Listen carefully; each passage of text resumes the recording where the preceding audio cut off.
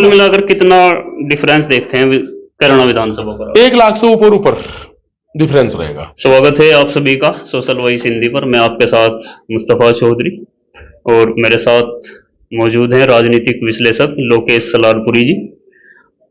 Voting हो चुकी है। पहले चरण का जो मतदान था उसके अंतर्गत कैराना लोकसभा पर भी मतदान हुआ था 19 अप्रैल में, और आज तारीख है 21 अप्रैल। आंकड़े कुछ इकट्ठे किए हैं, उन्हीं पर बात करेंगे, थोड़ा एनालिसिस करेंगे। कैराना लोकसभा में 5 विधानसभाएं आती हैं। कैराना विधानसभा, शामली विधानसभा, थाना भवन विधानसभा, गंगो विधानसभा और नकुड़ विधानसभा। आज हम पहली कड़ी में और पहली वीडियो में कैराना विधानसभा का एनालिसिस करेंगे बूथ वाइज। किस बूथ पर कितने मत पड़े हैं, कितना प्रतिशत रहा है, किन बूथों का मत प्रतिशत औसतन कम रहा है और किन बूथों पर औसतन से अधिक मत पड़ा है, किसके प्रभाव वाले बूथों पर अधिक मतदान हुआ है और किसके प्रभाव वाले बूथों पर कम मतदान हुआ है। अगर टोटल मतदान की हम बात करें तो कैराना विधानसभा पर 63.84% मतदान हुआ है। टोटल वोट कैराना विधानसभा के 3,26,982 कुल मत हैं, जिनमें 1,14,586 पुरुष और 94,143 महिलाएं हैं। महिला और पुरुष दोनों के कुल मिलाकर 2,08,733 वोट पड़े हैं, जो पूरे मतदान का 63.84% होता है। अब हम एनालिसिस ये करेंगे कि किस बूथ पर कितने मत प्रतिशत हुआ है और किस पार्टी के प्रभाव वाले बूथ रहे हैं। जी, ये कुल बूथों की संख्या कितनी है पहले तो ये बताओ आप इसमें जो कुल बूथ हैं 324। तो हम ये देखना चाह रहे हैं गुरु जी इसमें कि किन बूथों पर औसत से ज्यादा, कितने बूथों पर औसत से ज्यादा मतदान हुआ है, क्योंकि औसतन जो है 63 पॉइंट कुछ बता रहा हूँ। लगभग 135 बूथ ऐसे हैं जहाँ लगभग 60% से नीचे मतदान रहा है। 60-61% 135 बूथ हुए हैं जो औसत से कम रहे, 63% औसत रहा है। तो लगभग 135 बूथ ऐसे जहाँ औसत से कम मतदान हुआ है। लगभग 190 बूथ ऐसे, 190 बूथ ऐसे हैं जहाँ औसत से ज्यादा मतदान रहा है। अब औसत से ज्यादा की कंडीशन क्या रही है कि वो 85% तक भी गया है। यानी बड़ी सीधी साफ दिखाई दे रहा है कि जो मुस्लिम बहुल बूथ रहे वहां मतदान बहुत ज्यादा हुआ है। जो हिंदू बहुल रहे हैं, जाट बहुल भी जिसमें रहे हैं, इसमें भी कुछ जाट के बूथ भी हैं, उनका बहुत परसेंटेज कम है। तो वो जो एक फिनोमिना बना हुआ है, तो वो सारी चीजें बूथ की पूरा एनालिसिस क्लियर कर देता है। जी, इनमें कुछ बूथों का जो सबसे निचले पायदान पर रहे परसेंटेज के हिसाब से, उन बूथों का थोड़ा नाम बताएं। जैसे देखिए, ऊन का एक बूथ है, ऊन का रंगाना का, ऊन के सारे बूथ है। 16 नंबर आपका, 3 नंबर, 9 नंबर, 12 नंबर।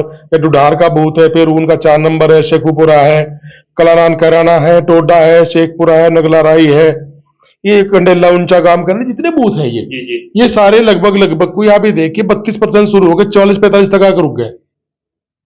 मतलब औसत से बहुत काफी नीचे जी, 32% है मिनिमम इसका, और ये लगभग कुछ 44-45% के आसपास तक पहुंचे। नहीं, औसत से 18-17% नीचे इनकी पोलिंग रही है।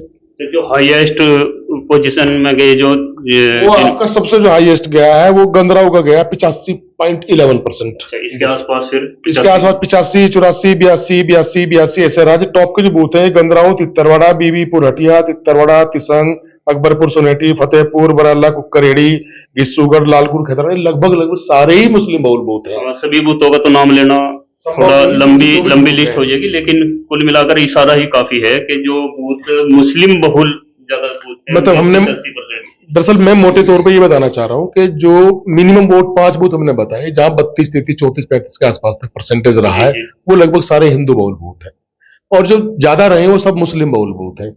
लेकिन अंतर इतना ज्यादा है, जो एवरेज 63% है, तो जो मिनिमम वाले हैं वो उस 63 से बहुत नीचे हैं, और जो मैक्सिमम वाले हैं वो 63 से बहुत ऊपर है। तो ये बिल्कुल साफ इशारा है कि वहां क्या हुआ है, इसे कुछ बताने की जरूरत ही नहीं है हमें।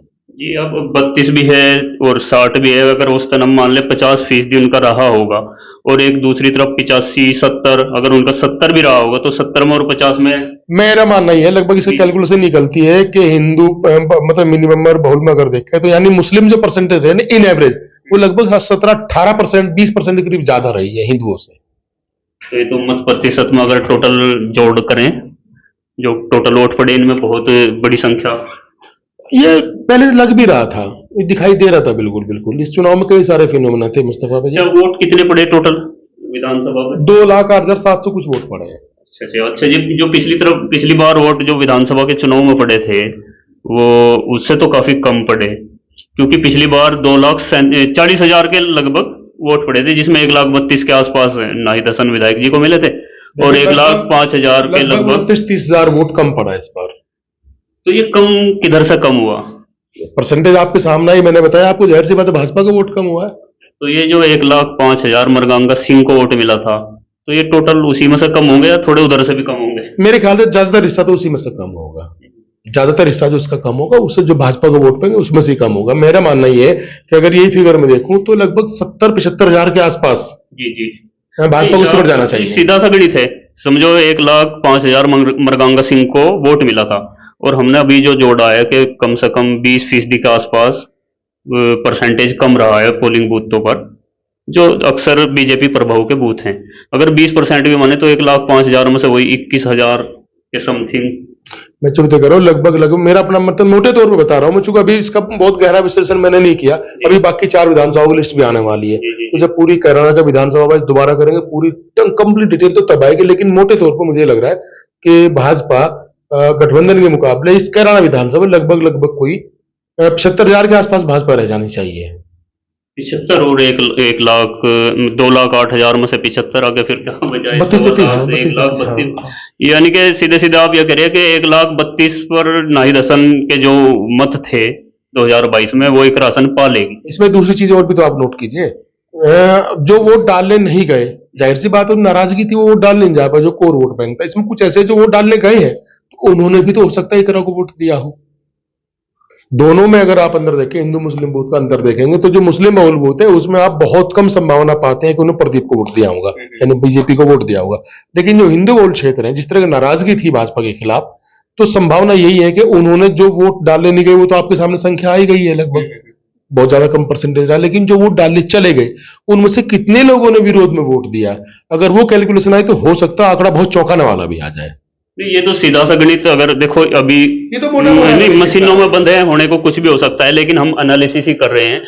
सपोज करो 1,05,000 मरगांगा सिंह को वोट मिला था और 20% बीजेपी के प्रभाव वाले बूथों पर वोट प्रतिशत कम हुआ है, तो 21,000 ये सीधा सीधा बैठता है। तो 1,05,000 में से 21,000 अगर जाते हैं तो 86,000 बचेगा।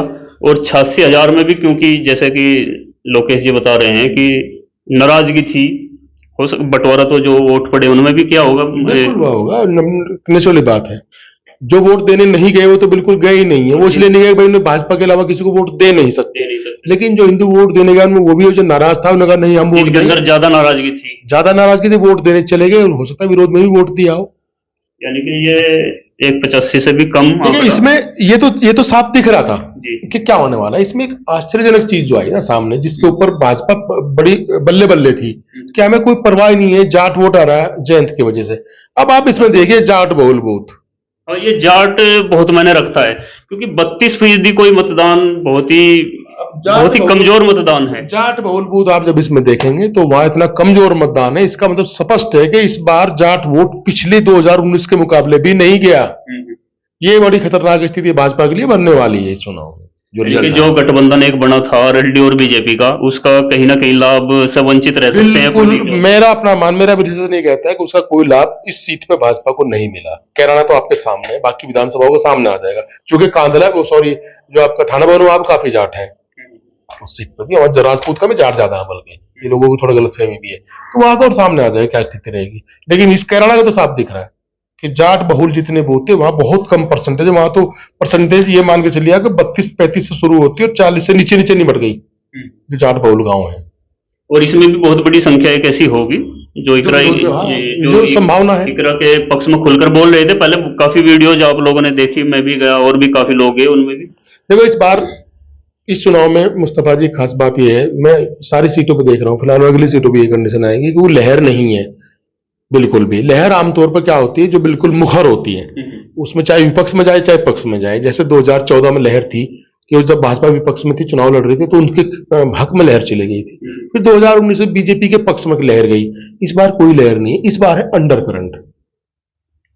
अंडर करंट दिखता नहीं है, वो महसूस नहीं होता, बिल्कुल शांत आपको चुनाव दिखाई देगा। ऊपर जैसे तालाब में पानी तो ऊपर बिल्कुल शांत है, नीचे लहरें मचल रही हैं। ये अंडर करंट बीजेपी के खिलाफ था या प्रदीप के? नहीं, ये देखो, अब आज को मैं दिल की बात बता रहा हूं, मैं पहले भी कई बार बात कही है, इस पूरे सिनेरियो में प्रदीप चौधरी की 20% भी दोष नहीं है। उनका दोष ये ज्यादा आप 2 गुना कर दिएगा, क्योंकि अब यही स्थिति हमें सहारनपुर भी दिखाई दी है। वहां तो राघव लखनपाल के खिलाफ क्या अंडर करंट था भाई, क्या विरोध था। या आप वहां देखे बालियान के खिलाफ 8 सीटों पर चुनाव है यूपी की, 8 की 8 में यही स्थिति सामने आई है। खास तौर से 2 अगर बिरादरियों का मन नाम लो, उसमें तो प्रदीप के अंडर करंट था, प्रदीप के खिलाफ सैनी और ठाकुर। देखिए, ठाकुर तो हर जगह पूरे देश में विरोध में, तो किसके विरोध में, तो पूरी भाजपा के विरोध में है। यहाँ स्पेशल भी था कुछ नहीं, यहाँ वो ये 29 मई का बार बार जिक्र करता है वो, या तो वो कह रहे थे, चूंकि जब आप लोग सवाल पूछ रहे थे बहाना था, लेकिन ठाकुर पूरे देश में नाराज है बीजेपी से। उसकी नाराजगी की अलग वजह, मैं अगर आपको याद हो, ये बात मैं आपको सितंबर से लगातार कह रहा हूँ। शायद मैं अकेला आदमी था जिले में जो सबसे पहले इस बात को पहचान पाया, तो शुरू से कह रहा था। एक बात मैंने और आपको शुरुआत से कही थी, इस बार शुरू से मैं कह रहा था, इस बार दलित वोट बीजेपी की तरफ नहीं जाएगा। नहीं, ये भी देखने को मिला काफी जगह कि दलित इस बार जो बसपा पर नहीं गया, वो थोड़ा सपा की तरफ उनका नरम रुख रहा। शायद आपको मैंने इंटरव्यू में कहा था, चुनाव जब चल रहे थे, मैंने बीच में कहा था कि बात नोट करना, आमतौर लोग समझ नहीं पा रहे कि दलित वोट इस बार नहीं, भाजपा के साथ नहीं जाएगा, क्योंकि संविधान वाले मैटर पे वो बहुत सेंसिटिव था। उसने वही किया। सहारनपुर में साफ दिखाई दिया आपको ये कि सारा वोट इमरान की तरफ इसलिए चला गया ताकि ये बीजेपी जीत ना जाए। और ये हर जगह होने वाला है, ऐसा नहीं किसी सीट पे होगा, ये लगभग हर सीट पे होने वाला है। इस बार वो जो अंडर करंट है, एक ही चीज है कि हर हालत में बीजेपी को हटाना जरूरी हो गया। युवा नाराज है। पिछले चुनाव में युवाओं ने बढ़ चढ़ के वोट दिया था, इस बार युवा नाराज है। और ये परसेंटेज की जो बात है ना, जो चुनाव हुआ इन सीटों पर भी, 8 सीटों पर, स्थिति यह है कि लगभग 76 लाख वोट कम हुआ 102 सीटों पर। इनपे जो वोट परसेंटेज कम हुआ पोलिंग का, ये 102 सीट पे चुनाव है, तो 76 लाख लोगों ने वोट कम दिया इस बार। यानी पिछली बार इन्हीं सीटों पे जो चुनाव हुआ था 102 सीट पे, उसके मुकाबले इस बार 76 लाख वोट कम गया है, जबकि वोट बढ़ा होगा, नए वोट बने भी होंगे। आप इसे कम समझ रहे हैं क्या? 76 लाख बहुत बड़ी संख्या है। एक विधानसभा पर ही जो है काफी, अगर हम इसकी कैराना की बात करें तो यहीं पर काफी अंतर आ रहा भाई। 102 सीटों पर आप 76 लाख देख लीजिए। अब एक सीट के समय कितना था, लगभग 70-80 हजार के करीब वोट हर सीट पे कम हो गया। पिछली बार 2,40,000 के लगभग वोट पड़ा था इसमें, अगर विधानसभा की बात करें, और इस बार 2,08,000, काफी अंतर। अब आप इसे जरा 5 विधानसभा में जोड़ना, तो जो प्रदीप जो पिछली बार जीते थे 70-90 हजार के करीब जीते थे, तो ये तो मार्जिन वही खत्म हो जाएगा। तो हार तो बीजेपी की, अगर मतलब देखिए, अगर चुनाव फेयर हो, ईवीएम में कोई गड़बड़ नहीं, जैसा कहते हैं, मुझे नहीं पता ईवीएम में गड़बड़ होती है नहीं होती है, लेकिन संभव जरूर है, क्योंकि ईवीएम एक ऐसी डिवाइस है। अगर चुनाव फेयर हुए, मैं बार बार कहता हूं, मैं शुरू से बात करूं, चुनाव अगर फेयर हुए तो बीजेपी इस सीट पर बुरी तरह हारने वाली है। तो कुल मिलाकर साथियों, ये जो 324 बूथ कैराना विधानसभा पर हैं, इनमें काफी, ये अगर सबके तो नाम नहीं लिए जा सकते, लेकिन हमने जो इसका अवलोकन करा, तो जो बीजेपी समर्थित बूथ, जो पिछले बीजेपी के पक्ष में बीजेपी के पक्ष में नतीजे आते रहे हैं, उन पर काफी निराशा देखी गई। प्रतिशत बहुत कम हुआ मतदान का, और जहां सपा का प्रभाव रहा है वहां पर 80-85 ये कुछ रहा है। कुल मिलाकर जो अवलोकन है 20% के आसपास औसतन अंतर रहा है। आपको बाकी 4 सीट पर भी यही नजारा दिखाई देगा आपको। जब आप थाना भवन लेके आएंगे, शामली लेके आएंगे, शामली में कुछ थोड़ा सा चेंजिंग मिल सकती है इससे, लेकिन जब आप गंगो लेके आएंगे, नकुड़ के आंकड़े जब आएंगे ना सामने, लगभग यही सिनेरियो सामने आएगा। तो कुल मिलाकर हमने ये पाया इस लिस्ट से कि जो अंतर रहेगा कैराना विधानसभा पर, करीब करीब 21,000 का नुकसान तो बीजेपी को मत प्रतिशत के हिसाब से हो चुका है। और बाकी जो नाराजगी है बीजेपी के प्रति या प्रदीप के प्रति, वो देखने की बात होगी वो किस हद तक जाएगी। और ये भी नहीं कहा जा सकता कि नाराजगी सिर्फ प्रदीप से ही है, हो सकता है इकरासन का भी तो वोट इधर उधर हो सकता है जी। देखो, इकरा तो नहीं थी, उसके खिलाफ क्या नाराजगी होनी थी, लेकिन एक बात फिर कहूं कि जो नाराजगी दिखाई दी आपको, बीजेपी के खिलाफ ज्यादा नाराजगी आप स्थानीय, बल्कि मुझे तो कुछ षड्यंत्र नजर आता है। एक ऐसी हवा बनाएगी ताकि ये पूरा मामला आप विधायकों सांसदों के ऊपर डाल दें। होता क्या अभी तक कि जब जहां जीत के मोदी का जलवा था, अब तक यही रहा ना मोदी वही जीत गए। जब कहीं जहां हार हुई वहां लोकल हार उनके सर पे ठीकरा फोड़ते थे। जहां भी चुनाव इस तरह जहां हार हुई है वहां हर बार एक आगे वो लोकल स्थिति खराब थी। तो मुझे ऐसा लगता है कि शायद बीजेपी को पता था इस बार स्थिति खराब है, तो पहले से सांसदों को डिफेम करना शुरू कर दिया। हो सकता है प्रदीप के खिलाफ भी माहौल इस तरह बनाया गया हो, या बालियानी के खिलाफ जैसे बनाया जा रहा है, जो सांसद इनके उनके खिलाफ पहले से माहौल बना दिया ताकि मोदी जी के ऊपर कोई असर ना पड़े इन हार के बावजूद भी। मैं पर्सनली अब भी मानता हूं कि इनमें प्रदीप जी का, या मैं कैराना सीट की बात कर रहा हूं, प्रदीप जी के खिलाफ जो नाराजगी उसमें उनका अपना योगदान 20% है। बाकी योगदान तो देखो भाजपा के खिलाफ नाराजगी का ज्यादा है। तो ये भेंट चढ़ गई प्रदीप जी। काले अकेले प्रदीप थोड़ी भेंट चढ़ रहे हैं भाई, उधर बालियान भी भेंट चढ़ रहे हैं। अगर यही सिनेरियो रहा तो जो बाकी सीटें वहां भी तो भेंट चढ़ी रहे। कुल मिलाकर कितना डिफरेंस देखते हैं कैराना विधानसभा का? 1 लाख से ऊपर ऊपर डिफरेंस रहेगा। नहीं, कैराना विधानसभा पे जिसका हमने आज ये लगभग यानी आप मान के चले कि 30,000 से लेकर लगभग कुछ 40-45 हजार तक का डिफरेंस रह सकता है। 50 तक भी जा सकता है, मुझे ताज्जुब नहीं होगा। 50 तक भी ये डिफरेंस जा सकता है। ये कैराना विधानसभा की बात है और 5 विधानसभाएं हैं। हम इस अगली वीडियो में किसी दूसरी विधानसभा पर चर्चा करेंगे और ऐसे ही 5 वीडियो हम आपको देंगे। आप खुद अंदाजा लगाइए कि कौन जीत सकता है, हार सकता है। और ये अभी भविष्य के गर्म में मशीन में बंद है, होने को कुछ भी हो सकता है। हम कोई ज्योतिषी नहीं है और कोई भविष्य वक्ता भी नहीं है। जो स्थिति है वो आप खुद आकलन कर सकते हैं। बने रहिए हमारे साथ और चैनल को सब्सक्राइब जरूर कीजिए। धन्यवाद।